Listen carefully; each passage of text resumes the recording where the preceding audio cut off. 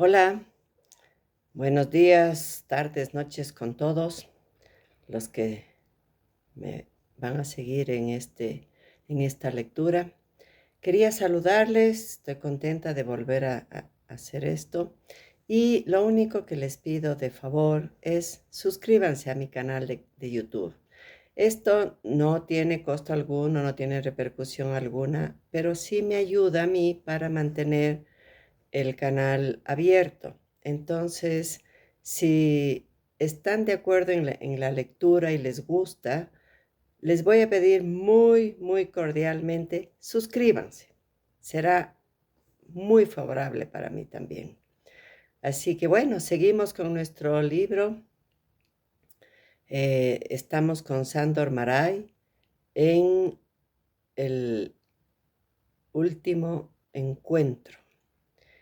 Entonces, esta segunda entrega dice así: se tambaleó de repente, como si se hubiese agotado al pronunciar tales palabras, como si hubiera comprendido de pronto lo mucho que eran 41 años y 43 días.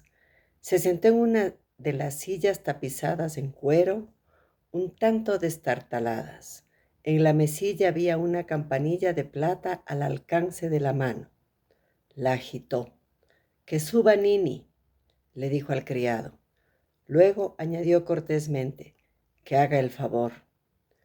No se movió, se quedó sentado con la campanilla de plata en la mano, hasta que llegó Nini. Nini, capítulo 2. Nini tenía 91 años, pero llegó enseguida. Había criado al general en aquella misma habitación. Había estado presente durante su nacimiento. Tenía entonces 16 años y era muy hermosa.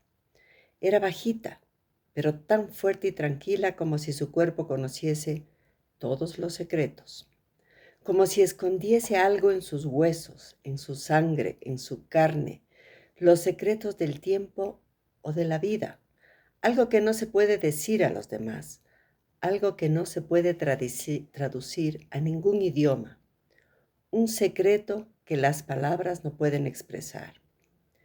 Era la hija del cartero del pueblo. A los 16 años dio a luz a un niño y nunca reveló a nadie quién era el padre. Amamantó al general porque tenía leche en abundancia. Había subido a la mansión tras echarla a su padre de casa. No tenía más que el vestido que llevaba puesto y un mechón del cabello de su hijo muerto que guardaba en un sobre. Así llegó a la mansión y en el momento del parto, el primer sorbo de leche que tomó el general fue del seno de Nini. Así vivió en la mansión, sin decir palabra, durante 75 años. Sonreía siempre. Su nombre volaba por las habitaciones como si los habitantes de la mansión quisieran llamar la atención de los demás, comunicarles algo. Simplemente decían: «Nini». Era como si dijeran: «Qué curioso, existe algo más en el mundo que la egolatría, la pasión o la vanidad. Existe Nini». Como estaba siempre allí donde se le necesitaba, nunca se la veía en ningún sitio. Como siempre, estaba contenta. Nunca le preguntaban cómo podía estar de buen humor tras haberse ido el hombre al que amaba, tras haberse muerto el niño para quien se le habían hinchado los senos de leche. Amamantó y crió al general y pasaron 75 años. A veces el sol brillaba encima de la mansión, encima de la familia, y en aquellas ocasiones, en medio de aquel resplandor general, todos se daban cuenta, sorprendidos, de que Nini también sonreía. Más tarde murió la condesa, la madre del general, y Nini limpió su frente blanca, fría, cubierta de sudor, con un paño humedecido en vinagre. Más adelante llevaron al padre del general en una camilla, porque se había caído del caballo. Vivió 5 años más. Nini lo cuidó. Le leía libros en francés y como no hablaba aquel idioma, le deletreaba las palabras que no era capaz de pronunciar. Leía todo letra por letra, muy lentamente, una palabra tras otra. El enfermo lo entendía de todas formas. Más tarde se casó el general y cuando volvió con su esposa de la luna de miel, Nini los esperaba en la puerta de la mansión. Besó la mano a la nueva señora y le entregó un ramo de rosas. En aquel momento también sonreía. El general se acordaba a veces de ello. Más adelante, unos 20 años más adelante, murió la señora y Nini cuidó de su tumba y sus vestidos. No tenía título ni rango en la casa, solamente tenía su fuerza, que todo el mundo sentía por igual. Solo el general se acordaba de manera un tanto distraída de que Nini tenía más de 90 años. Nadie mencionaba este hecho. La fuerza de Nini llenaba la casa a las personas, traspasaba las paredes, los objetos, como una corriente secreta. Era como los hilos invisibles que mueven los muñecos del titiritero, ambulante, como los hilos que mueven a Juanito y el ogro. A veces les parecía que la casa se derrumbaría con todos sus muebles si la fuerza de Nini no lo tuviera todo unido, que se caería en pedazos, como los paños muy antiguos se deshacen al tocarlos. Cuando su esposa murió, el general partió de viaje. Regresó un año después y enseguida se mudó al ala más antigua de la mansión, a la habitación que había sido de su madre. El ala nueva, donde había vivido con su esposa, se cerró.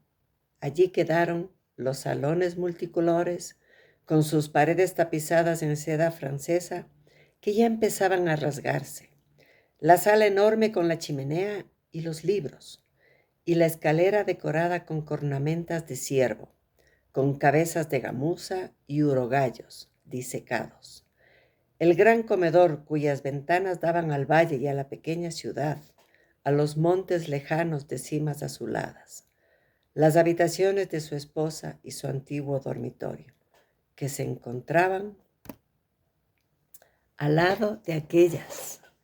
Desde hacía 32 años, desde que su esposa había muerto y él había regresado del extranjero, solamente Nini entraba en aquellas salas y habitaciones, y los criados, cuando cada 2 meses, hacían limpieza.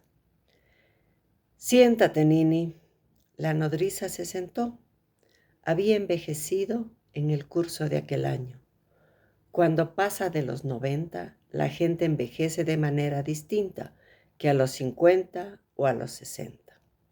Envejece sin resentimiento. La cara de Nini estaba llena de arrugas y era rosada. Envejecía como los paños más nobles, como una seda fina y antigua, tejida por toda una familia de hábiles artesanos, que hubiesen puesto todos sus sueños en aquel retal. Durante el último año, un ojo de Nini se enfermó de cataratas. Desde aquel momento, el ojo se volvió gris. Parecía apagado y triste. El otro, todavía azul, del color de los lagos profundos de los montes, del azul que ostentan durante los meses de agosto. Este ojo sonreía. Nini iba vestida de azul marino, como siempre, y llevaba una falda de pana azul marino y una blusa del mismo color. Era como si en 75 años nunca se hubiese puesto otra ropa. «Me ha escrito Conrad», dijo el general, alzando la carta con la mano, sin dar importancia al gesto, con deseos de entregársela. «¿Te acuerdas de él?» «Sí», respondió Nini. Se acordaba de todo. «Está aquí, en la ciudad», dijo el general muy bajo, como si le estuviera dando una noticia muy importante, muy confidencial. Está alojado en el Hotel del Águila Blanca. Vendrá por la tarde. He ordenado disponer el coche para ir a buscarlo. Se quedará aquí para cenar. ¿Aquí? ¿Dónde?, preguntó Nini, muy serena. Su ojo azul, vivo y sonriente, recorrió la habitación. Hacía 2 décadas que no recibían invitados. A las visitas que llegaban de vez en cuando y que se quedaban a almorzar, a los representantes de la autoridad municipal o provincial y a los participantes en las grandes cacerías, los recibía el administrador de la hacienda, en la casa del bosque, donde todo estaba dispuesto, siempre, día y noche y en cualquier estación. Allí todo estaba preparado. Los dormitorios, los cuartos de baño, la cocina, el gran comedor decorado con motivos de casa, el porche abierto, las mesas de borriquete. En tales ocasiones, el administrador de la hacienda presidía la mesa e invitaba a los cazadores o a los representantes de la autoridad en nombre del general. Ningún invitado se enfadaba, puesto que todos sabían que el señor de la casa no se dejaba ver. A la mansión solo llegaba el párroco, una vez al año, en invierno, cuando aparecía para apuntar con tiza en el dintel de la puerta las iniciales de los nombres de Melchor, Gaspar y Baltasar. El mismo párroco que había enterrado a los muertos de la familia. Nadie más, nunca. En la otra ala, respondió el general. ¿Es posible? Hace 1 mes que hicimos limpieza, observó la nodriza. Es posible. A las 8 en punto, ¿es posible?, preguntó un tanto excitado, con la curiosidad de un niño inclinándose hacia adelante del sillón. En el gran comedor. Ahora son las 12. Las 12 en punto, dijo la nodriza. Voy a dar la orden. Que dejen las ventanas abiertas hasta las 6 para que se airee y que pongan la mesa después. A continuación, sus labios se movieron sin pronunciar palabra, como si estuviera echando cuentas. Calculaba el tiempo necesario para cada tarea. Sí, afirmó al cabo de un rato, con voz tranquila y decidida. El general le observó con curiosidad, inclinándose hacia adelante. Su vida y la de ella habían transcurrido paralelas, con el movimiento lento y ondulado de los cuerpos muy viejos. Lo sabían todo el uno del otro, más de lo que una madre puede saber de su hijo, más de lo que un marido puede saber de su mujer. La comunión de los cuerpos los unía con más fuerza que ningún otro lazo.